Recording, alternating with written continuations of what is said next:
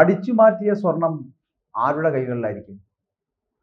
ഞാൻ ഈ ശബരിമലയുമായി ബന്ധപ്പെട്ട് വരുന്ന വിഷയമാണ് പറയുന്നത്.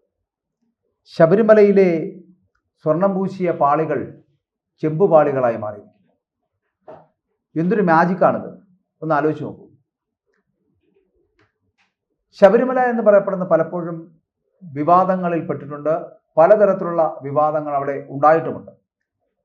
ശബരിമല കഴിഞ്ഞ നമുക്കറിയാമല്ലോ, ആദ്യകാലത്തിൽ ശബരിമല ഭക്തരുടെ വല്ലാത്ത കേന്ദ്രമായിരുന്നു. പതിയെ പതിയെ അന്യസംസ്ഥാന ഭക്തരടക്കം ശബരിമലയിലേക്ക് ഒഴുകിയെത്താൻ തുടങ്ങി.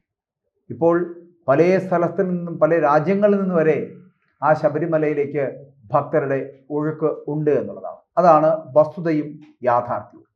അതവിടെ നിൽക്കട്ടെ.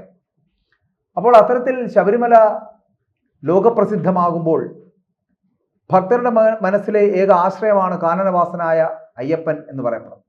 അതുകൊണ്ട് തന്നെ ആ അയ്യനെ കാണാൻ കാടും മേടുമൊക്കെ കയറി ശബരിമലയുടെ സന്നിധാനത്ത് വന്ന് തൊഴുകൈകളോടുകൂടി കണ്ണുകൾ അടച്ച് തൻ്റെ എല്ലാ തരത്തിലുള്ള ദുരിതവും ഇരുമുടിക്കെട്ടിൽ നിറച്ച് നെയ്യഭിഷേകം നടത്തി മല കയറുന്ന ഭക്തനെ നമുക്ക് ഓർക്കാതിരിക്കാൻ കഴിയില്ല. അങ്ങനെ ഭക്തരുടെ ഒരു ആശരണ കേന്ദ്രം കൂടിയാണ് ശബരിമല എന്ന് പറയപ്പെടുന്നത്. ഞാനാകുന്നു നീ എന്ന് പറയപ്പെടുന്ന തത്വമസിയിലൂന്നി എല്ലാവരും അയ്യപ്പന്മാരാണ് എന്നുള്ള ചിന്തയോടുകൂടി എത്തിച്ചേരുന്ന ആ ശബരിമല സന്നിധിയെ, പരിപാവനമായ പൂങ്കാവനത്തെ, പരിപാവനമായ ക്ഷേത്രാങ്കണത്തെ ഇത്രത്തോളം മലീമസമാക്കുന്ന തരത്തിലേക്ക് അവിടുത്തെ ഉദ്യോഗസ്ഥ ദുഷ്പ്രഭുത്വവും പൂജാരിമാരെന്ന് പറഞ്ഞ് അവിടെ കയറിയിറങ്ങുന്ന കള്ളന്മാരുടെ കൂട്ടവുമാണ് ഇപ്പോൾ അവിടെ ഭരിക്കുന്നതെന്ന് പറയേണ്ടിയിരിക്കുന്നു. അങ്ങനെ ശബരിമല പോലൊരു പുണ്യഭൂമിയെ കൊള്ളയടിക്കാൻ നടക്കുന്ന കൊള്ളക്കാരുടെ ഒരു സങ്കേതമായി മാറുന്നു.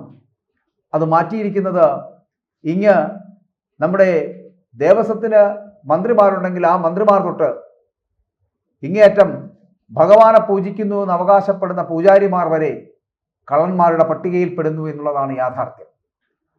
ഇവിടെ 1998 വിജയ് മല്യ സ്വർണം പൂശുന്നതിനുള്ള ശ്രമം നടത്തി, സ്വർണം പൂശൽ നടത്തി. അവിടുത്തെ ദിക്പാലകരുടെയൊക്കെ ക്ഷേത്രാങ്കണത്തിന് ചുറ്റുമുള്ള ഇടങ്ങളിലൊക്കെ അത്തരത്തിൽ ആ ദ്വാരപാലകരുടെയും ആ പാളികളുമൊക്കെ സ്വർണ്ണപ്പാളികളാൽ പൂശുന്ന ഒരു കാഴ്ചയുണ്ടായിരുന്നു. അങ്ങനെ സ്വർണ്ണപ്പാളികളായിട്ടുള്ള പാളികൾ 1998-99 കാലഘട്ടങ്ങളിൽ സ്വർണം പൂശിയപ്പോൾ എന്തൊരു തിളക്കമായിരുന്നു, എന്തൊരു ഭംഗിയായിരുന്നു. ആ ചേല് നിലനിർത്തിക്കൊണ്ട് പോകുന്ന ഒരു കാഴ്ചയും നമ്മൾ കണ്ടതാണ്.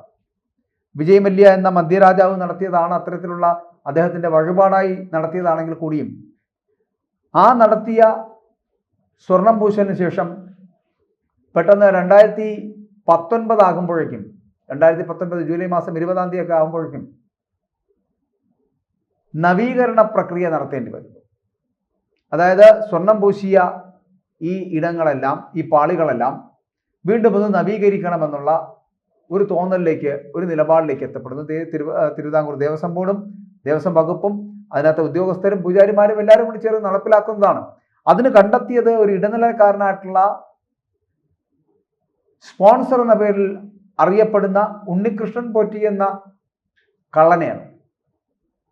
വളരെ കൃത്യമായി അയാളുടെ കൈകളിലേക്ക് 42.8 കിലോഗ്രാം ഭാരമുള്ള അന്ന് സ്വർണ്ണപ്പാളികൾ എടുത്തു നൽകി നവീകരിക്കുവാൻ നൽകുമ്പോൾ അത് 39 ദിവസത്തിന് ശേഷം ചെന്നൈയിൽ നവീകരണത്തിന് വേണ്ടി കൊണ്ടുപോകുമ്പോൾ, അതായത് 39 ദിവസം അത് എവിടെയായിരുന്നു ആർക്കും അറിയില്ല. ആ 39 ദിവസത്തിന് ശേഷം ഉണ്ണികൃഷ്ണൻ നമ്പൂതിരി കൊണ്ടുപോകുമ്പോൾ അതിൻ്റെ വെയിറ്റ്, അതിൻ്റെ തൂക്കം എന്ന് പറയപ്പെടുന്നത് 38.256 കിലോഗ്രാമായി കുറയുകയും ചെയ്തു. ഏകദേശം 4 കിലോ 540 ഗ്രാം കുറവ്. എന്നാലോചിച്ച് നോക്കണേ, നമ്മുടെ ക്ഷേത്രത്തിൽ നിന്നും കൊണ്ടുപോയ 42.8 കിലോഗ്രാം തൂക്കമുള്ള സ്വർണ്ണപ്പാളികൾ ഏകദേശം 4.5 കിലോയോളം കുറഞ്ഞിരിക്കുന്നു ചെന്നൈ എത്തുമ്പോൾ. ഇനി ചെന്നൈയിൽ പോയിട്ട് അത് പൂശിയതിന് ശേഷം എന്തായി മാറുന്നു? 38.653 കിലോഗ്രാമായി മാറുന്നു. അപ്പോഴും അവിടെ 0.147 കിലോഗ്രാം കുറവ്. അപ്പോൾ അടിസ്ഥാനപരമായിട്ട് എന്താണ്, ആദ്യം കൊടുത്തത് 42.8 കിലോഗ്രാം ആയിരുന്നുവെങ്കിൽ 4.5 കിലോഗ്രാം കുറവിലാണ് അത് സ്വർണം പൂശിയതിനു ശേഷം കിട്ടിയത് എന്നുള്ളത്. അപ്പോൾ പറയുന്നത് സ്വർണത്തിന്റെ പാളി മാറ്റി എന്നുള്ളതാണ്. സ്വർണ്ണപ്പാളി മാറ്റി പുതിയ പാളി നിർമ്മിച്ചു എന്നുള്ളതാണ്. അങ്ങനെയാണെങ്കിൽ പഴയ പാളി നമ്മുടെ സാധനങ്ങളുടെ കൂട്ടത്തിലേക്ക് തിരുവിതാംകൂർ ദേവസ്വം ബോർഡ് വാങ്ങി വയ്ക്കേണ്ടതല്ലേ? വാങ്ങിവെച്ചോ? അങ്ങനെ ഒരു തീരുമാനത്തിലേക്ക് അവർ എത്തിയോ? അങ്ങനെ തീരുമാനം ഉണ്ടാക്കിയെടുത്ത് ആ ഒരു തീരുമാനത്തിൽ നിന്നിരുന്നുവെങ്കിൽ ആ പഴയ പാളികൾ ഇവിടെ കാണേണ്ടതല്ലേ? എങ്കിൽ നമുക്ക് പറയാം അത് സ്വർണ്ണപ്പാളികൾ തന്നെയായിരുന്നു. ഇന്നിപ്പോൾ ഇവർ പറയുന്നത് 2024 സ്വർണ്ണപ്പാളി ആയിരുന്നത് 2025 എങ്ങനെയാണ് ചെമ്പുപാളിയായി മാറുന്നത് എന്നുള്ളതാണ്.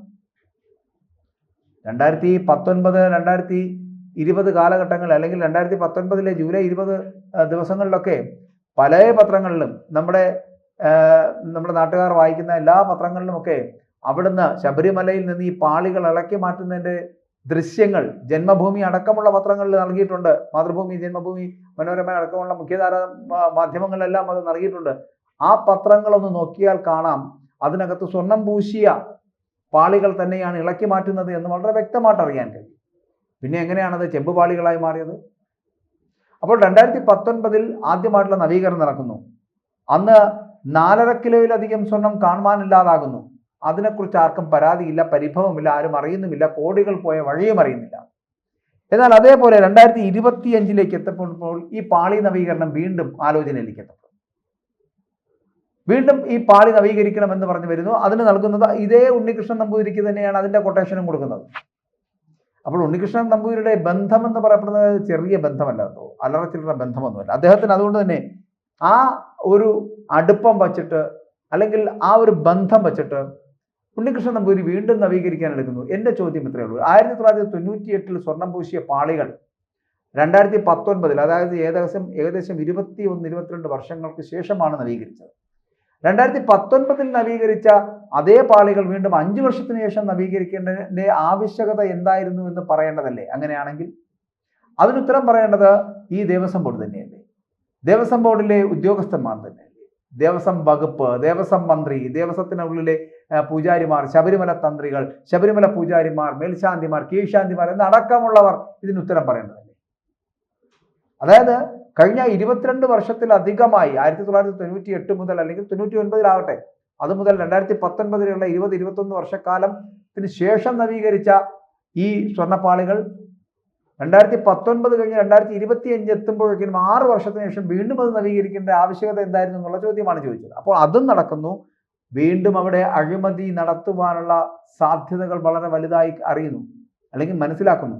പക്ഷെ അവിടെ ഒരു ഇടംകോലിട്ടത് ശബരിമലയുടെ ഹൈക്കോടതിയുടെ പ്രതിനിധിയായിട്ടൊരു സ്പെഷ്യൽ കമ്മീഷണറായിരുന്നു. അദ്ദേഹത്തിൻ്റെ പേര് R. ജയകൃഷ്ണൻ എന്നാണ്.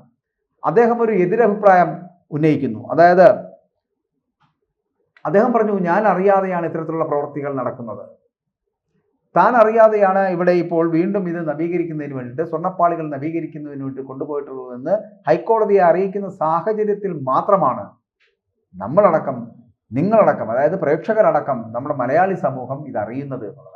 അപ്പോൾ ഇവിടെ നടന്ന സ്വർണ്ണ വേട്ടകൾ, ഈ ശബരിമലയെ കട്ടുമുടിക്കുന്ന, വിറ്റുമുടിക്കുന്ന ദുഷ്ടന്മാരുടെ ഒരു കേന്ദ്രമാക്കി മാറ്റിയതിൻ്റെ കഥകൾ ഈ സ്പെഷ്യൽ കമ്മീഷണർ ഹൈക്കോടതിയിൽ കൊടുത്ത റിപ്പോർട്ടിന് പ്രകാരം മാത്രമാണ് നമുക്കറിയാൻ കഴിഞ്ഞത്. ഇല്ലെങ്കിൽ വീണ്ടും ഈ കള്ളത്തരം, ചിലപ്പോൾ ഇപ്പോൾ ഈ 38.653 കിലോഗ്രാം ആയിരിക്കുന്ന ഈ പാളികൾ ഇനി കൊണ്ടുപോയിട്ട് വരുമ്പോൾ 30 കിലോഗ്രാം ആയിട്ട് വരും.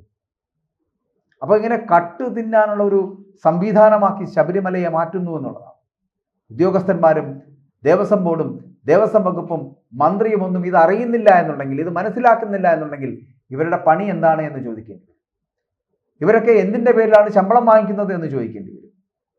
അപ്പോൾ സ്വർണം എവിടെ ലഭിച്ചാലും അതിനെ അടിച്ചു മാറ്റി വിൽക്കുക എന്നുള്ള തരത്തിലേക്ക് എത്തപ്പെടുന്ന ഈ പൂജാരിമാരാണെങ്കിലും ഉദ്യോഗസ്ഥന്മാരാണെങ്കിലും ദേവസ്വം ബോർഡ് പ്രസിഡന്റുമാരാണെങ്കിലും ദേവസ്വം മന്ത്രിയാണെങ്കിലും, മാത്രമല്ല ദേവസ്വം ബോർഡിന്റെ ഉന്നത തലങ്ങളിലും താഴെ തട്ടിലുമുള്ള ഉദ്യോഗസ്ഥന്മാരടക്കം ഇതിനകത്ത് കണ്ണികളാണ് എന്ന് പറയുന്നു. ഒരു ഉണ്ണികൃഷ്ണൻ പോറ്റിയിൽ ഒതുങ്ങുന്നതല്ല ഈ കളികളൊന്നും. ഒരു ഉണ്ണികൃഷ്ണൻ പോറ്റി വിചാരിച്ചാൽ ഇത്രയുമൊക്കെ അവിടെ ചെയ്യാമെങ്കിൽ ആ അയ്യപ്പന്റെ സംവിധാനത്തിന് കീഴിൽ, ആ സന്നിധാനത്തിന് ചുറ്റിലുമുള്ള എന്തൊക്കെ വിലപിടിപ്പുള്ള സാധനങ്ങൾ ഇവരെല്ലാവരും കൂടി അടിച്ചു മാറ്റി വീടുകളിലേക്ക് കൊണ്ടുപോയി എന്ന് കണ്ടെത്തേണ്ടതാണ്. അതിനു വേണ്ടത് വലിയൊരു അന്വേഷണമാണ്. അപ്പോൾ ആ അന്വേഷണം എന്ന് പറയപ്പെടുന്നത് വെറുതെ വിജിലൻസ് അന്വേഷണം നടക്കുന്നു എന്ന് പറഞ്ഞിട്ട് കാര്യമില്ല. ഒരു ക്രൈംബ്രാഞ്ച് അന്വേഷണം നടത്തേണ്ടിയിരിക്കുന്നു. അത് അങ്ങ് മേലെ തട്ട് മുതൽ ഈ കീഴെ തട്ട് വരെ ഉണ്ടായിരിക്കും. 1998 സ്വർണം പൂശിയ കാലം മുതൽ ഇന്ന് ഇപ്പോൾ ഈ 2025 ഇത്തരത്തിലുള്ള വിവാദങ്ങൾ നടക്കുന്ന ഈ അവസ്ഥ വരെ എത്തിയിരിക്കുന്ന കാലഘട്ടങ്ങളിൽ ആരൊക്കെ ഭരിച്ചിരുന്നോ, ആരൊക്കെ തന്ത്രിമാരായിരുന്നോ, ആരൊക്കെ മേൽശാന്തിമാരും കീഴ്ശാന്തിമാരും പൂജാരിമാരുമായിരുന്നോ, ആരൊക്കെ മന്ത്രിമാരായിരുന്നോ, അവരെ എല്ലാം മൊഴികൾ എടുക്കേണ്ടതുണ്ട്. വളരെ കൃത്യമായി അവരുടെ മുമ്പിലേക്ക് അന്വേഷണം എത്തേണ്ടതുണ്ട്. അങ്ങനെ വളരെ സത്യസന്ധമായിട്ടുള്ള അന്വേഷണത്തിലൂടെ അയ്യന്റെ സ്വർണം അടിച്ചു മാറ്റിയവന്മാരെ ജയിലറകൾക്കുള്ളിലേക്ക് അടയ്ക്കേണ്ടതുമാണ്. അങ്ങനെ സത്യം തെളിയിക്കപ്പെടേണ്ടതുമാണ്. അതിന് വലിയൊരു പ്രവർത്തനം ഈ സർക്കാരിന്റെ ഭാഗത്തു നിന്നുണ്ടാകേണ്ടതാണ്. ഇതുവരെ അനങ്ങാപ്പാറ നയമാണ് ഈ ഉണ്ണികൃഷ്ണൻ പോറ്റിക്കെതിരെ ഒരു നടപടിയും സ്വീകരിക്കാതെ സർക്കാർ എടുത്തിരിക്കുന്നത്. ഈ സർക്കാരിന്റെ ഇത്തരത്തിലുള്ള മൗനാനുവാദങ്ങളാണോ ഉണ്ണികൃഷ്ണൻ പോറ്റിമാർക്ക് ധൈര്യമാകുന്നത് എന്നുള്ള ചോദ്യം കൂടിയുണ്ട്. എന്തും ചെയ്യാൻ, എന്ത് കെടുകാര്യസ്ഥത ചെയ്യാനും, എന്ത് കള്ളത്തരം ചെയ്യാനും, എന്ത് ഉഡായിപ്പ് നടത്തുവാനും, സ്വർണം അടിച്ചു മാറ്റുവാനും അടക്കമുള്ള പ്രവർത്തികൾ ചെയ്യുവാൻ ഇവർക്കുള്ള ധൈര്യമെന്ന് പറയപ്പെടുന്നത് ഇവർക്ക് പിന്നിൽ ഇത്തരത്തിലുള്ള രാഷ്ട്രീയ പാർട്ടികളുടെ പിൻബലമാണോ, CPM-ന്റെ പിൻബലമാണോ, ഭരിക്കുന്ന പാർട്ടിയുടെ പിൻബലമാണോ? ഇതൊക്കെ അറിയേണ്ടിയിരിക്കുന്നു. അതുകൊണ്ട് കൃത്യമായ ഒരു അന്വേഷണം നടത്തുവാൻ സർക്കാർ ആർജവം കാട്ടേണ്ടതുണ്ട്.